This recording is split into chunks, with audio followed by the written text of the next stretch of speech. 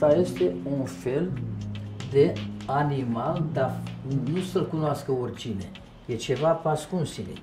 Un fel de animal, care ăsta se descântă noaptea la 12 din noapte. În chipul răului, ăsta. Ăsta este, uite aici. Cu 3 cupe.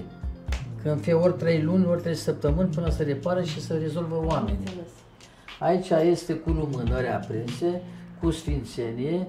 Astea sunt descântece, astea le folosim la magie neagră. Aceasta se folosește pe mătură la magie neagră. Asta e chipul necuratului, chipul de magie neagră, chipul de moarte. Cu mătura.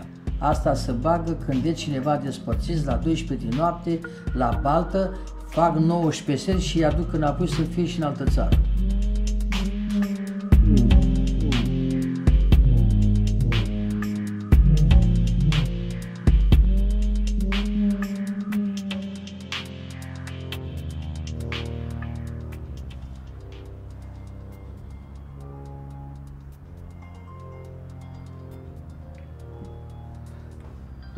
Aici am buruieni și plante și toate sfințeniile pentru oamenii care sunt legați, despărțiți și nu se mai iubește.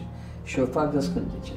Cum se potorește vântul ca pământul, soarele până cer, focul din cuptor, să se potorească răul după oameni, care sunt blestemați, care sunt speriați, care sunt posedați, care sunt despărțiți, care nu se mai iubesc, așa să se împreună.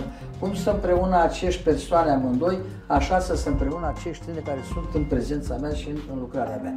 Doamne, ajută cu norocul Iisus Hristos din cer că e mai mic, să se întoarcă răul pe pustietăți, pe ape, pe păduri, să rămâie curați și apărați ca fagrul de mele, ca pâinea în căpestere.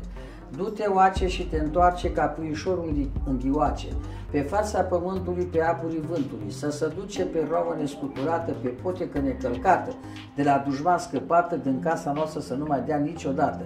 Du-te, răule, du-te.